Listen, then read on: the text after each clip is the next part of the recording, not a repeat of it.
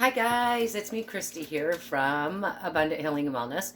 So I had some things that I had to clean up in my kitchen. We're still on the quarantine pantry cooking, so I thought I would utilize this time to show you something. So I've been making a lot of granola, as you know, and I'm kind of getting tired of granola. So what I decided to do was take my batch of granola that I had already made. It had oats, dried cherries, all kinds of nuts, hemp seed, all kinds of things in there. And what I did was I mixed it with some peanut butter. So I'm going to turn this into, I guess, a hippie cookie.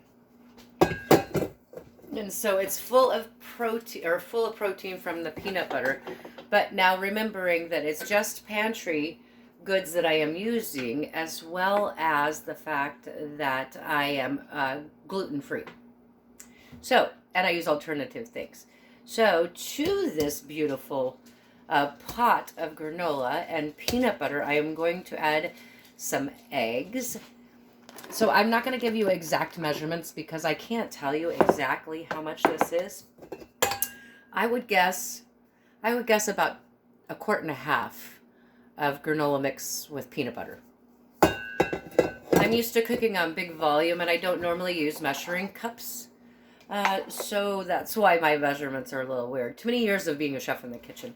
So to about a quart and a half of that mixture, I'm going to add 3 eggs.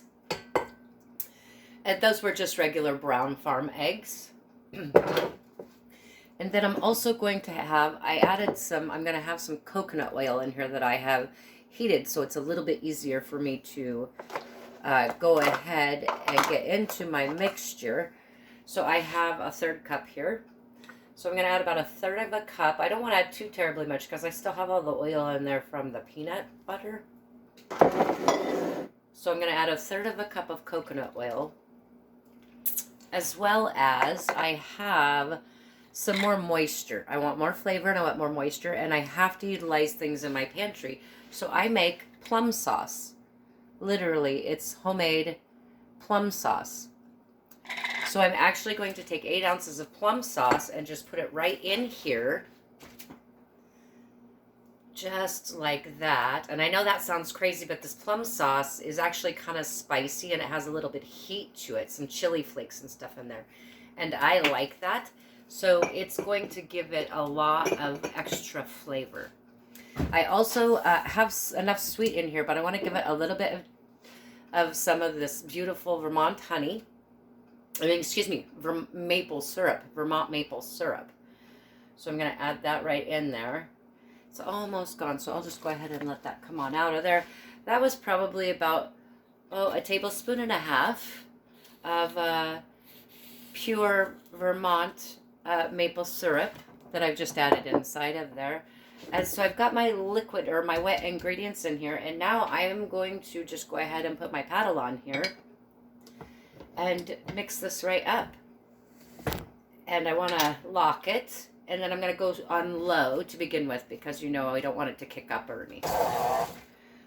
And if you need to, pulse it a couple of times just so that you're breaking that up and mixing it very nicely. This is going to be a delicious, unusual cookie. All right, that's really becoming very nicely incorporated.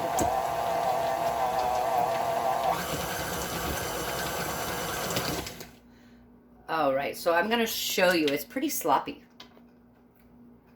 So I want to show you that mixture because it is so sloppy. I want you to get an idea of what I'm dealing with here. So it's pretty sloppy now. And it has that beautiful hue of mauve in there because of the purple from the plum sauce. So now I'm going to add some flour before I put that back on, and baking soda and things. So I want to add a pinch of Himalayan pink sea salt because adding a pinch of salt to everything heightens those natural flavors. I'm also going to add a 1/2 teaspoon of baking soda. Yeah, I know they tell you to mix the dry together separately, but this is Christy style. And if it's not perfect, I'm okay with that. I'm the person eating it. So I'm going to put a 1/2 teaspoon excuse me, a teaspoon, actually. I'll put that to a teaspoon of baking powder. And then I'm going to add some spices, some other things. So I've got some nutmeg, and so I'm going to add about a fourth of a teaspoon of nutmeg. And then I love ginger, so ginger's so good for you. And I'm going to add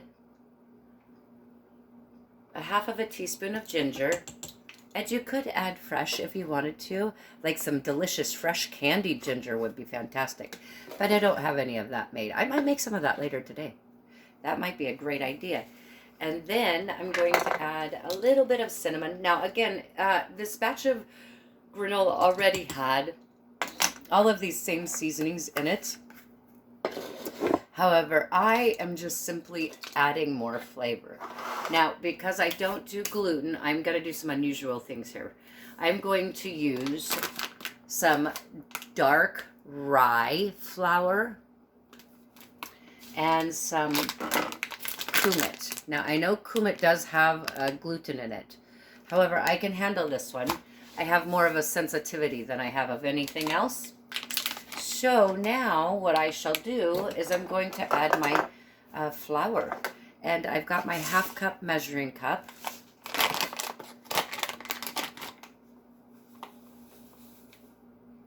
And you know me, I'm not a baker. I used to be, but I'm much more of a chef because chefs create new recipes.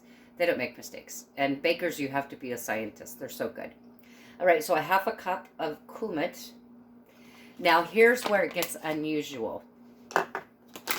The rye flour. So I'm going to add my rye flour in here. I love rye. So I thought, well, I'm making a hippie cookie. Why not just see, you know, how that works? Maybe it will taste good. So this is an adventure cookie. All right, so I have that in there. And I, again, want to go slow, so I'm going to lock it. And just mix that flour in there. So as I said, I had a half a cup of kumut and half a cup of rye flour. This is going to be fantastic. You know, I can literally see this as being one of those refrigerator cookies as well. Totally easy. You could totally turn this into a refrigerator cookie.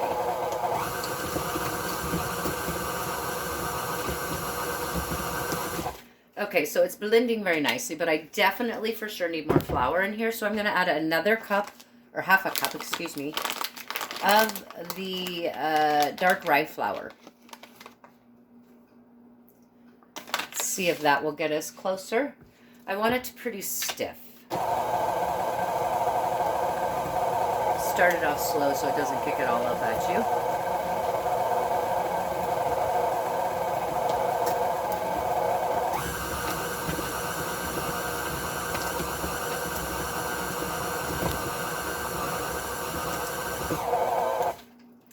All right, we're getting there. Now I need to scrape down the bowl because I can see it's starting to get pretty stiff, as you can see.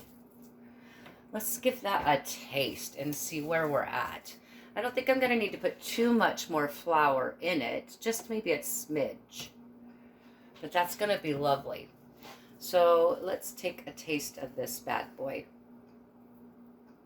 And I'm not too worried about salmonella or anything. These eggs were actually store-bought, but I also have been in the kitchen so long that I've done this many times.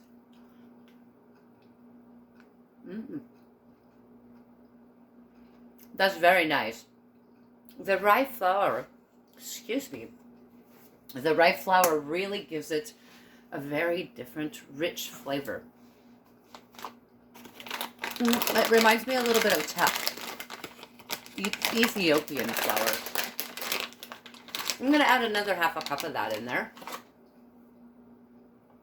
I really like that. It's very rich.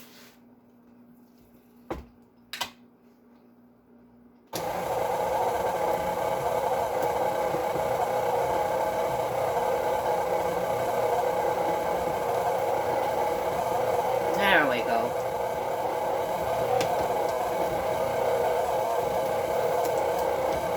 Beautiful. All right, I think I've reached my consistency and texture that I would like for my cookies. Yes, I did. That is beautiful. Now the fun part. So you could do a couple different things. You could either put these in the refrigerator and let them chill, or you could put them right onto your cookie sheet now. And I have my oven preheating at 375. And so I will be baking my cookies off and showing you how I'm doing that. So, move a few things around here. Perfect. All right. Now, I myself like to work with my hands, as you guys know. My hands are cleaned. I did wash them before I started my video. And so what I want to do, though, is I want to make them into balls. And so I'm literally going to use my hands and make the balls of the cookie with my hands. So I'm going to put some coconut oil on my wax paper. Obviously, it's not going to stick, but I just would like to, you know, why not? It's on my hands. So plus 2, I've just lubed my hands up for making my cookies, didn't I? Give a little bit more there. That way they don't stick to my hands. Cold water also will do the same thing. So I'm literally just grabbing some of this dough, as you can see here. Let's take a look. Let you see how stiff that is. That's going to be beautiful. And you know, you could even take this a step further and you could put cocoa powder in it. That would be delicious. So they're pretty big, actually. I think I might smash them. Because I think that would be just, it's going to take too long for the center to cook. So I'll smash them. But for now, I've got these fantastic cookies. All right, so I am going to go ahead and bake